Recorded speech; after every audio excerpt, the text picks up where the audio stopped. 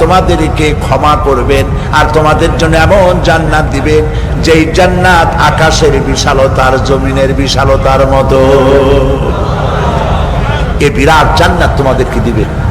এই জান্নাত চিরস্থায়ী সুখ এবং শান্তি জায়গা হবে।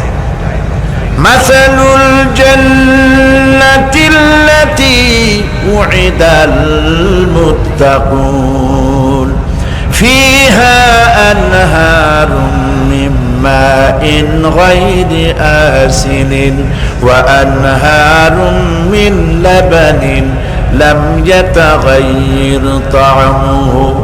আল্লাহ পাক বলছেন জান্নাত আল্লাহ পাক ওয়াদা করেছেন মুত্তাকিদের জন্য। আল্লাহ পাক জান্নাত দিবেন যে জান্নাতের ভেতরে রয়েছে মধুর প্রস্রবণ, রয়েছে দুধের প্রস্রবণ, রয়েছে সেখানে স্বচ্ছ পানীয় পানির প্রস্রবণ রয়েছে।